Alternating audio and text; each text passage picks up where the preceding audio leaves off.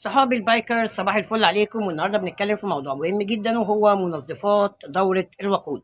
طيب، اولا ايه هي منظفات دورة الوقود؟ هي بعض المواد اللي بنحطها على التانك، والمواد ديت بتتفاعل طبعا داخل التانك بتاعنا، وبتبدا تمشي في الخلاصات وبتوصل للموتور وبتوصل للكربراتير. ومن اهم فوائدها ان هي طبعا بتذوب الرواسب، بتذوب الكربون اللي موجود طبعا في البستم او الشميز اللي موجود طبعا على البوجيه اللي موجود في الخلاصات. وبيكون مفيد جدا في حالات ان انت لو انت عايز تريح دماغك وما تفكش كربراتير والكلام ده كله. تمام، فهيكون منظف دورة الوقود هو الحل الكويس ليك والعملي اللي انت تقدر ان انت تستخدمه. طيب انا امتى اقدر استخدمه؟ انت تقدر تستخدم منظفات دورة الوقود اي وقت انت عايزه، للحفاظ على الموتور والحفاظ على الاداء بتاع الموتور، للحفاظ على التصارع بتاع الموتور، وكمان تحسين جودة البنزين الموجود عندك في التانك، لان طبعا منظفات دورة الوقود هي عليها محسنات للاوكتان.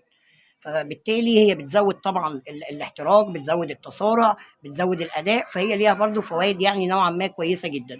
امتى بقى نستخدمه؟ لما تكون انت ماشي عدد كيلومترات مثلا وعايز تريح دماغك وما تفكش الكربراتير، تقدر تستخدم طبعا منظفات دوره الوقود.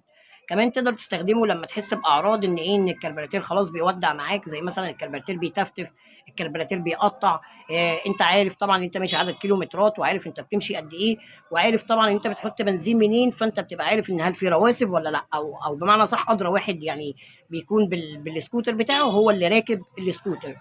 فانت لما بتحس ان في اعراض للتقطيع او التنكيش او الكلام ده كله، استخدم منظف دوره الوقود، هيقوم بمفعول كويس جدا جدا، وهيحافظ على الاداء وعلى الموتور بتاعك. في الاخر ارجو تكونوا استفدتم. شكرا يا شباب.